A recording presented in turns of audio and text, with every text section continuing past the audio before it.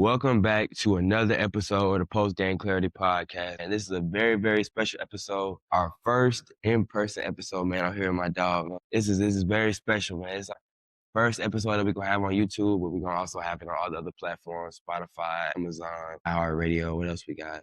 All that. Yeah. Yeah, but this is our first in-person one. We're very excited for this, man. There's been a lot going on in the sports world. Got the college football playoffs, been a lot of close games, been some blowouts, been some upsets, and we got the NFL playoffs rolling around, man. We're going to have episodes coming out covering all of that. We're super excited for it. It's going to be a lot going on. We're going to get into the transfer portal, and then after football rolls around, then we'll be able to get more into the basketball, the NCAA season, the NBA season going around.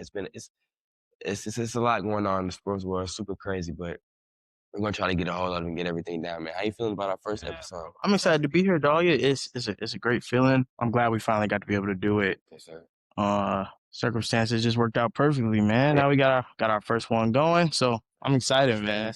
The new year starting up. It's gonna be a lot of different dope stuff that we're gonna try to get out to y'all. We got a lot of stuff planned, and it's gonna be very fun. So everything gonna work out how we want it to work out. So it's gonna be super fun. That's all I'm saying. It's gonna be real fun. We got a lot coming. Once we get past all the football that's going on, we're gonna dive into basketball because we haven't really touched it. March Madness is coming up. We're gonna get into all of that, and it's gonna be we're gonna make it worse and extra consistent because I know consistency we kind of been down a little bit. Yeah, a little bit. Bring it up. It's a lot going on. It's a lot to figure out when we first start. A lot to figure everything out. And just kind of figuring out aligning the schedules and making everything work. But we're gonna make it work because it's gonna be fun. We're gonna do what it's gonna do, and we just getting started. So it's nothing but up from here. The first game we're gonna talk about. I feel like the game that kind of caught a lot of people by surprise is Miami versus Ohio State. I feel like even me and you both thought Ohio State was going to be able to kind of pull off with this one. I had Ohio State winning I think I had them winning by double digits. And I feel like everyone knew how crazy this Miami defensive line was before coming into this game, but they kind of put anybody that wasn't on notice this game, man. They took over this game, man. Ruben Bain and company took over this game. They showed it was levels, and they showed that they were not on the same level as Ohio State's offensive line. Ruben Bain, I know a lot of people kind of have questions with his short arms. That's kind of been the main thing going into the draft was kind of his shorter arms than usual for an edge rusher, but I feel like he kind of put all that noise to sleep, man. He had a break, not even a breakout game because he's been doing this all year, but against that offensive line that hadn't allowed many sacks at all going into this game, he dominated from start to finish, from the run game, pass rushing, just being able to affect Julian Saint's time in the whole game. He took Julian Saint's rhythm all out the game. And I feel like the only real drive that Ohio State had going was when they kind of did that tempo pace I feel like that kind of messed up Miami's D-line. Ruben Bain, man, he had a game that could probably take him into the top 10, top 5 picks, man, because a lot of teams are going to be looking for an edge rusher, and he's a guy that can really do it all. He affected the game in run stopping, pass rushing. He just affected Julian Saint's time in the whole game, and he was probably the MVP I have to say to that game. That defensive line, I did say if they want to win, that defensive line is going to have to come in clutch. They're going to have to affect Julian Saint.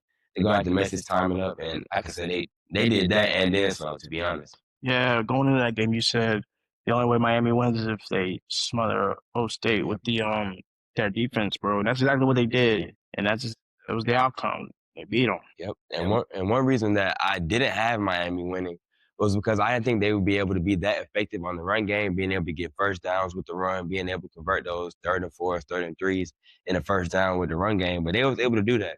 They didn't have as much of an insane running game as they did against Texas A&M, of course, but they got first downs and their running was effective and it was efficient, and that's really what they needed. No turnovers. They had a couple fumbles, but they were both recovered. And another thing, man, I said was with Carson Beck. He had to play smart football, and he did that and then some. He didn't have, if you look at the stat sheet, it's not a eye-popping game, but he controlled the ball. He got it to his guys in space, and he didn't turn it over, and that was the biggest thing. With this type of Miami defense and their playmakers on the outside and their ability to have a run game, the biggest thing from him is he's just not going to have to turn the ball over.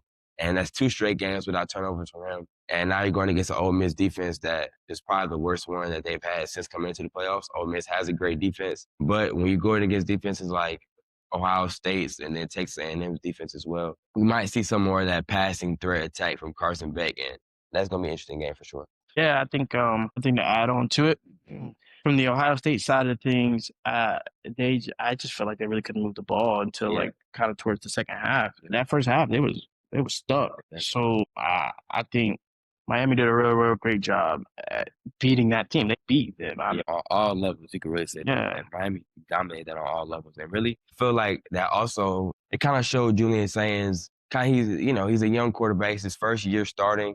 And that's expected, like not too many quarterbacks in their first year starting can go against a defense that dominant and kind of just control the game. And you can tell just some of his inexperience was kind of getting to him with the pressure and how Miami was being able to send that pressure and him not really being able to respond. I feel like they kind of fell on. This was like going on in the Ohio State locker room with Ryan Day controlling the play calling, and then you got coaches leaving, trying to figure out everything else, and still game planning with an elite team, and not have even played football in that long of a time. Also, and this is a learning experience for Julian Sand. He will get better next year, and I feel like they'll have some portal additions. They'll have some people to replace on that defense, of course. But I feel like they'll be back. He's got the talent. And this was just kind of one of those games where Miami took advantage of his inexperience, and that D-line kind of took advantage of that inexperience as well. Yeah, you know what I'm saying? And that whole team really lit. Obviously, it's Ohio State. They got the bread. They're going to be back. Definitely going to be back next year for sure. So, use it as a learning experience. Definitely use that as a learning experience, honestly, for sure. It's just one step in the right direction. Still got Jeremiah Smith for another year. You got a great recruiting class coming in. You're going to be able to get some portal additions. You got Julian Sand with another year under his belt. I don't think no one doubts that Ohio State is going to be back. And, we know Ohio State is still going to be Ohio State. They'll be probably a top 5 team. And, like we said, Jeremiah Smith, man, another elite game going against his hometown team, going against a lot of the guys that he grew up playing against, man. He was elite, man. Was 157 yards, touchdown. Like, he was Jeremiah Smith in that game. Like you say, you got another year of him. Like, of course, you're going to lose Carnell Tate. Sucks. Yeah, and that sucks. But I'm sure with their history of wide receivers, if they want to pull a wide receiver out of the portal, if they feel like they need to, I doubt they might have to. They've got depth. They still got Brandon Ennis. They still got Quincy Porter. They'll be good. But if they want to, I'm sure they will be able to. And then you'll have a more experienced quarterback. I'm sure they're probably going to try to bring in an offensive play caller. Maybe they might try to go in-house with it. I doubt Ryan Day will be calling the plays just because it's a lot for a head coach to call offensive plays as well. Ohio State is still Ohio State, and they'll be back. And Miami, 2 games away from the national championship. I didn't see that. I didn't see that coming. I'm not gonna lie. Like, that defense, I knew that defense was elite, but they're looking like they could push them into contention for a national championship. Like, 2 games away. We got Ole Miss. That's gonna be interesting. I personally, I got them. I can see them winning that game. I think they will win that game. We'll get into that later after we talk about all the other games. Miami, they're having a really great season. Got Tony passing 1,000 yards in his freshman year. Like, that's very impressive, man. They might go to the Natty and actually win it, bro. That would be definitely a story, man. Rod Catoni in his first year, Carson Beck transfer, and then that defense with those transfers, and then going to the national championship and winning it. That's definitely a step in the right direction for the program, man. That would be interesting. Man. I think I kind of want to see it happen. Yeah, I think it's gonna happen. I want to see it happen as well. It's gonna be some tough teams that's gonna be in their way trying to get one as well, but I definitely do want to see it happen. I forgot how many years it's been since they've won a national championship or been to a national championship, but I know it's been a good while. City of Miami's been waiting for it. The Miami fans have been waiting for it. So it's definitely going to be fun. They're going to be fighting very hard for that game. Man. Another team that's waiting at trying to get their first national championship, Oregon, they got the win over Texas Tech. And I feel like this was kind of one of those things where Texas Tech's offense, especially in that passing game, just get nothing going the whole game. Way too many turnovers at the worst time. Didn't put any points on the board. It's like 0. That's in a playoff game. You can't do that. No, can't do that. Oregon basically just weathered the storm for the whole game. They controlled it, 23 points on the board. Even Dante Moore with a turnover. I feel like it's they're going to rematch Indiana. And that's a game where, if I'm not mistaken, Dante Moore had a turnover in it as well. It's going to be interesting to see how they match up. I just feel like this was one of those things where, Texas Tech, and they still have an elite defense. The defense held on. I mean, 23 points with this explosive Oregon offense, like, you can't ask for too much more out of your defense. For your offense to put up no points, that defense being on the field for that long back to back with really nothing to fall back on, it's hard to keep asking them to go out there and get stops. Yeah, I think their defense played good. Minimal points in the first half. Bailey had an amazing game. He kind of showed. He put a lot of stuff on tape. I know he'll probably most likely he'll be going to the NFL this year. He put a lot of great things on tape. He had a couple pass deflections. He was working that right tackle for most of that game. Of course, I don't think he. Of course, he might not have had some of his most dominant games that he had against lower tier opponents, but he played very, very well that game. And he's definitely not the reason that they lost, man. And Texas Tech will be looking to add some guys in the portal. I'm sure they'll be able to. They have the money to be able to, and they'll be trying to reload for next year as well. I think they're a team that will be in the mix next year. I feel like they'll benefit from having some tougher games in the beginning of the season or kind of in that middle part of the season to where when you get to the playoffs, you kind of already have that experience. And I feel like it's kind of just showed Oregon has played Indiana this year already. They've had some tough games this year. And they just seem like the more experienced playoff team. Yeah, they held on to it even after the kind of slow start. Yeah. Twice. Yeah. Held on to it. Defense was playing a blowout. So Yeah. I mean, it wasn't not really much to say about this game besides the fact that Oregon showed their maturity. Oregon, Dan Lanning, very, very well coached team. You can and like you can tell that they're well coached. You can tell that they have experience in big games, and that's not really something the Texas Tech team had, to be quite honest. But one thing about Texas Tech, I like Texas Tech. I like their team. I like everything really about them. I wish they could have went farther into the playoffs. I wish they could have beat Oregon. But I mean, it's football. They'll be back. Yeah, they'll be back, and of course, it'll be with a lot of different new faces. A lot of the star players on those guys are either seniors or going to the league. But with the transfer portal, they'll be able to reload and regroup and have another great team. Speaking of great team, man, this is a game. You see, I'm an Alabama faithful, man. So, we still rolling with the tide. But unfortunately, they took a very, very bad loss, 38-3 against Indiana. And I feel like this game kind of put anyone that had questions about Indiana or any other question that you might have had against Indiana, they put them to bed this game, man. They dominated from start to finish of this game. That offensive line completely neutralized and controlled Alabama's defensive line. They got it down through the air. They got it down running the ball. They were super efficient. They're the most efficient team in the league, and they showed that this game. This was pure domination from start to finish. With Mendoza, man, it's hard to get him to turn the ball over. He's a very, very smart quarterback, and now he's experienced playing against great teams. He's played Ohio State. He's played Oregon. Now he's played Alabama, of course. And I feel like they're going to need that going into this game. You're going to go against a team that you've already beaten. It's a very tough game, in my opinion. I feel like Oregon could have won that game if they would have stuck with the run game down the stretch. And now you're going to go against them again. They're going to be ready. They're going to be wanting to get some revenge. So it's going to be interesting to see how they can handle that. Like at this point, with how efficient that team is, how great that defense is, and that offensive line, of course, with Cignetti at the head coach, I think they'll be going to the Natty. Indiana? Yeah. I love my people over in Indiana. I got people there, but I can never. Oregon taking them down? Yeah, bro.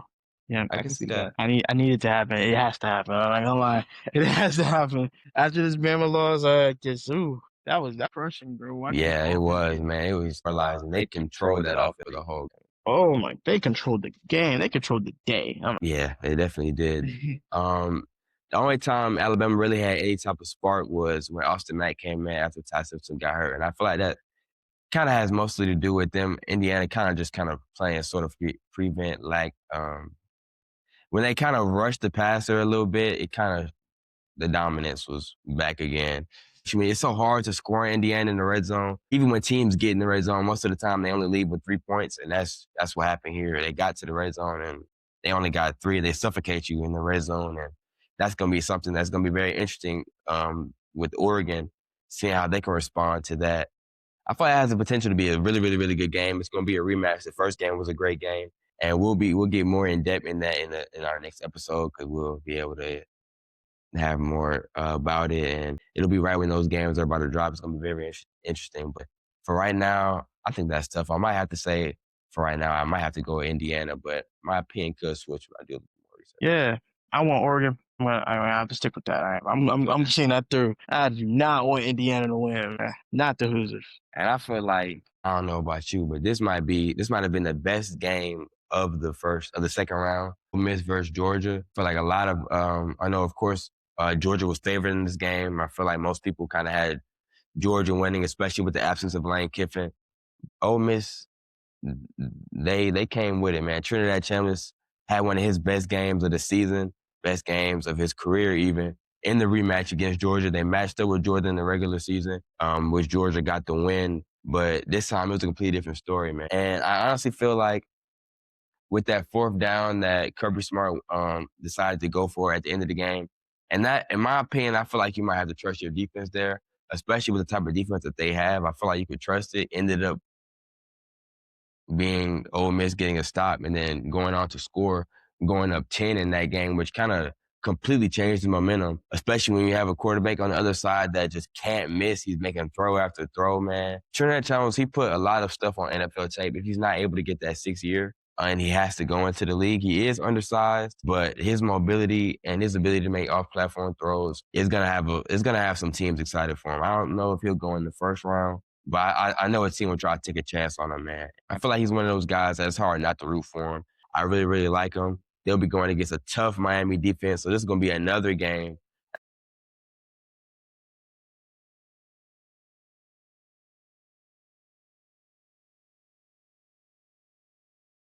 The draft stock will immediately skyrocket. And I hate to say this, but Ty Simpson, his is going to go low. And I feel like Trinidad Chambers' performance could affect a lot of different things, a lot of what quarterbacks decide to do. Like, you've got Fernando Mendoza, you've got Dante Moore, you've got Carson. Like, all these guys that are in the playoffs right now are most likely going to go into the draft. I know Dante Moore I think he's leaning towards going back another year. I wouldn't be surprised if he returns for another year. But you never know, man. These playoffs, like, that's where your draft stock rises and falls. And it's kind of the last type of looks that these teams, that these scouts will have for you, because you're going against elite talent. You know what I'm saying? It's win or go home. Most of the time it's in a neutral environment, unless it's in the first round. And that's kind of these things that these scouts are looking for, seeing what you can do in these type of moments. And in Trinidad Chambers' 2 moments, he's played great football, and he's gotten better and better. This will be the 3rd time against the elite Miami defense. They have an elite secondary. Of course, we already talked about their elite pass rush. And if he can do what he did, I don't know. I think that would be his draft stock would definitely skyrocket. This game really shocked me because first Georgia was coming out swinging. That first half, it was killing, and I don't know what was in that locker room going into the 3rd and the 4th. But man, it's like everything just stopped for Georgia, and then everything for Ole Miss. But once again, that's football. But that's definitely football, man. It's a thing. Yeah, it's a big thing. I'm happy for Ole Miss, but I kind of wanted Georgia this game. I'm not gonna lie, I wanted Georgia. It was just Kirby Smart, once again, great coach. I'm gonna give you a hot take though, bro. Talk to me. I think they should move on, bro. From Kirby Smart? Yeah, dog. Hear me out why, all right? Get some, just regroup. You go fresh, you feel me? Nah. Kirby is there until he decides to retire. He Nick Saban. Yeah, he until I don't see Kirby Smart going to the NFL, but if he decides to, that's the only way that he'll be leaving, man. I feel like this kind of that decision wasn't the decision I would have went for in that scenario, but I mean, I understand it. And like, also, they're not too many seasons removed from going back to back, and they're in the playoffs this round. They'll be back. They're gonna lose Zach Branch to the draft. If I'm not mistaken, Gunnar Stockton's a junior, so he'll probably be back next year. And Georgia is always going to be a place that is going to get transfer portal talent. They'll be back. With the defensive mind that Kirby Smart has, he's always going to have an elite defense. They're going to be a top team in the SEC for sure. Always, forever will be. Can't lie, it doesn't matter. As long as Kirby Smart is at the top of that. Yeah, you're right. They're going to be at the top forever. Yeah, they're going to be at the top for a very, very long time. It's going to be 2 very, very interesting matchups. Indiana versus Oregon, the rematch. And then you've got Miami versus Ole Miss. 2 teams that I don't think anybody would have expected this would have been the Final 4 teams. Of course, you've got Indiana in there. I know everybody would have assumed this would have been Ohio State in this top 4. But you got Ole Miss getting 2 games, and now they're 1 game away from the national championship. With no Lane Kiffin. That's very, very interesting. And then I feel like it's going to definitely affect a lot of those guys deciding to leave or stay in the transfer portal. Of course, when you lose your coach, sometimes a lot of that roster leaves, and most of the time is usually those impact players. But then them going this deep, of course, they're going to not have their offensive coordinator. He's going to be going to LSU. So they'll have to find a new offensive coordinator. A lot of other staff members won't be there. So that might affect some guys in those positions deciding if they want to leave. But this is still very impressive. To lose your coach, for all that to go on, to stick and focus on football and not only get one game, but to upset an elite Georgia team, that definitely goes to show that they've got so much talent on that LSU roster for sure. I hate to say this, but I think the way Lane Kiffin left, I don't think the players like him no more, bro. I don't know. I've heard two different things, and I feel like if you're a player, you kind of understand both aspects because it's not like Lane Kiffin didn't want to coach them. He wanted to coach, and the way it went down, the administration didn't let him. And I feel like some players I feel like it left a bad taste in their mouth for some players. But for some of those guys, he gave a lot of those guys an opportunity that they probably wouldn't have got on that type of stage elsewhere, or that they would have gotten, but he gave them an opportunity to start.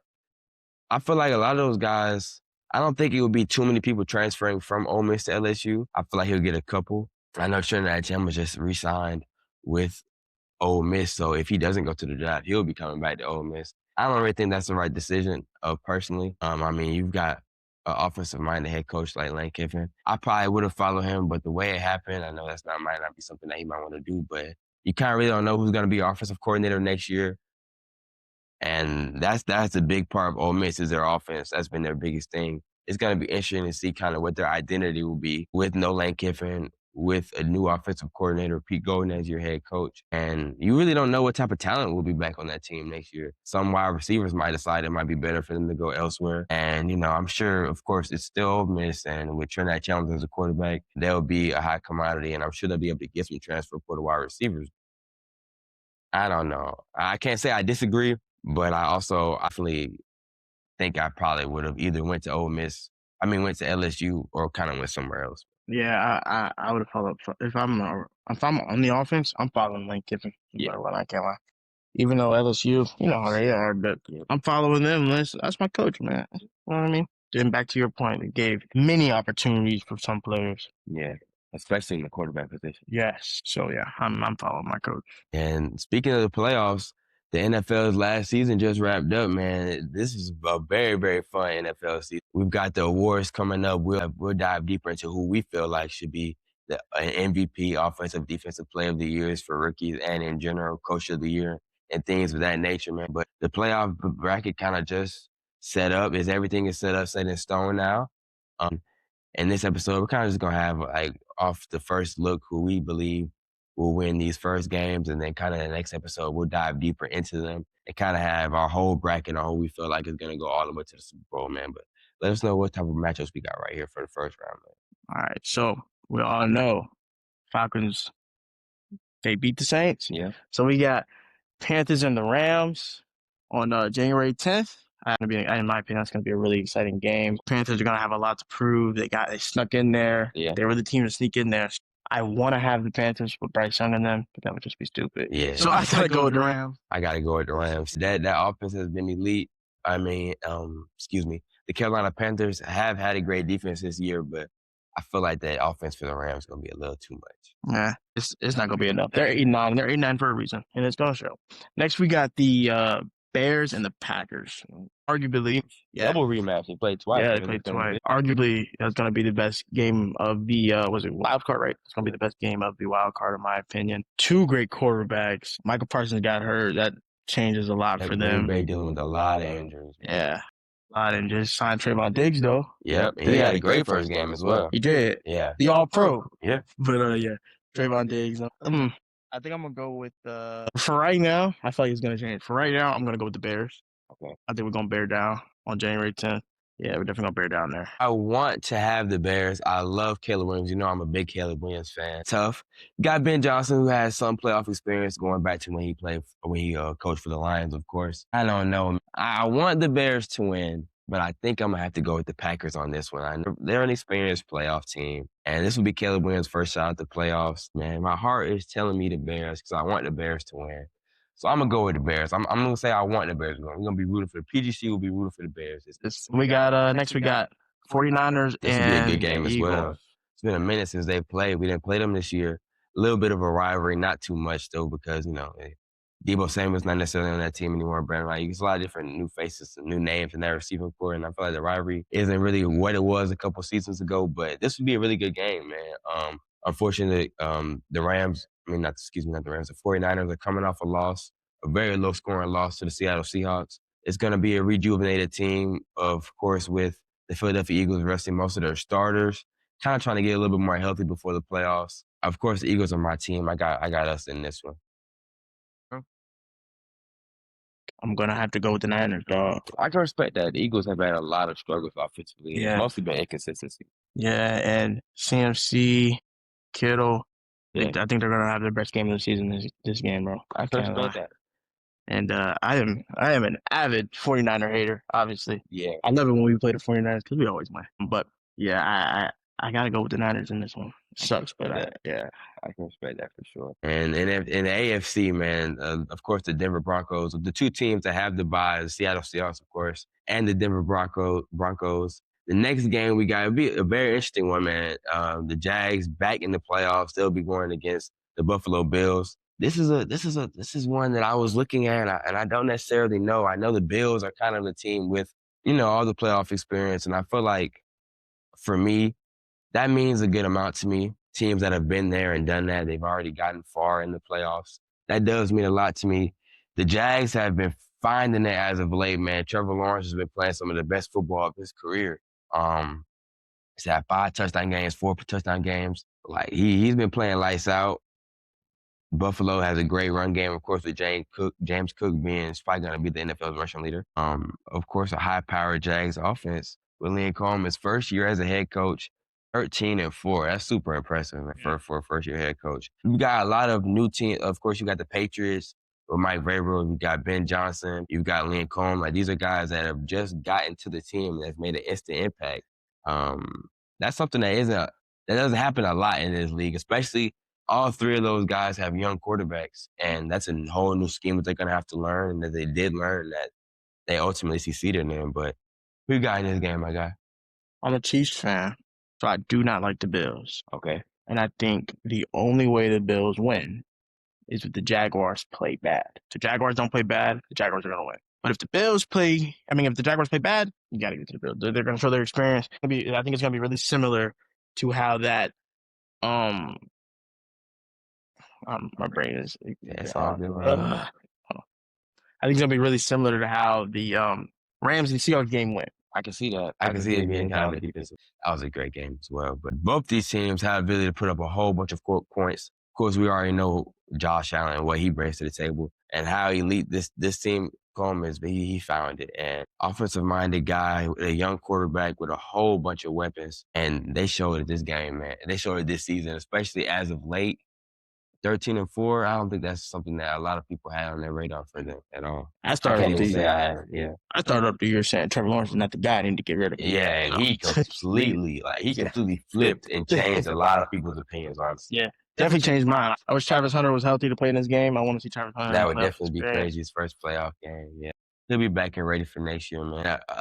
This guy, second-year quarterback, already in the MVP ladder, and a lot of people have him as his MVP. Drake May, second year with a new head coach, 14-3, going against the LA Chargers in this game. I think I got the Patriots on this game. Not much playoff experience there, but I think they'll be able to get it done. Yeah, they're going to get it done. It's the Chargers. Who cares about the Chargers? I feel like the Chargers playoff luck sometimes is just so bad. Justin Herbert's luck in general sometimes it's so bad. I expect a good game from Justin Herbert, but it not being enough. Yeah, it's not being enough. I was once again hate the Chargers. It's not going to be enough. He's going to play good. May's going to play better. Yeah, they're just not going to be able to get it done, unfortunately. I hope it's a good game though. I want good football, man. But I do want good football. Last but not least, man, Texans versus Pittsburgh. 2 great defenses, 2 great teams, 2 great head coaches. This year, man, the Texans took a lot of teams by storm with their elite defense, man. That defense, with C.J. Stroud's injury, David Mills coming in. Of course, David Mills played good football, but that defense weathered the storm for a lot of the games and kept the Texans really in it, honestly. Steelers kind of snuck in there with that game against the Ravens. Missed kick. Yeah. Texans Great team. Obviously, good defense. I'm personally going to go with the Texans. I'm going to go with the Texans as well. That defense has been elite. You do got Aaron Rodgers warming up. Looks like he's ready for playoffs, man. He had a great fourth quarter in that game. And you got a veteran quarterback. He's kind of the perfect guy to go against in these type of situations. DK Metcalf will be back for that game, right? Yep. Because it'll be the playoffs, so that'll definitely be interesting as well. But that Texans defense is going to be ready. The Stroud is going to be ready. I want to see the Texans win in this game, so I'm going to have the Texans in this one. I think they'll be able to pull out the win. I'm rooting for the Texans to get a win in this one, man. That defense is just it's too strong, man. It's definitely too strong. Yeah, and he just tried to show himself, man, because he had this year was kind of rocky for him. Yeah. Turned it up. He did 100%. He did. Finish it off, bro. Get to that second round of that playoffs, and I'd say you're at a good spot. Yep. Once you get to that second round, you're talking about some. Yep. And I feel like this playoffs is going to be a lot of fun. It's going to be a lot of new teams, new players, new situations, young guys. It's all you can ask for, man. I definitely think we're going to have some great football, and we'll be here to cover it all, man. It's going to be a lot of fun. We're going to try to do weekly. Some episodes, we might even be able to get 2 episodes a weekend, man. It's going to be very fun. First in-person episode. It's only up from here, man. We're very, very excited. 26 is going to be a very, very fun year. It's going to be a very, very promising year, man. We're going to have a lot of fun this year, my brother. Yes, sir, bro. It's nothing but the best, man. We're gonna get this content out, bro. We need it. It's gonna be us. Yeah, it's gonna be us, man. Thank y'all for rocking with us. Thank y'all for showing y'all love, y'all appreciation, man. We see y'all love, man. We appreciate it, and it's like you said, it's only up from here, man. It's just the beginning, so it's just the beginning. Yes, sir. With that being said, this will conclude our first in-person episode. Hope everyone enjoyed it, man. See y'all on the next one, man. Yes, sir, man. PGC, we out. We out.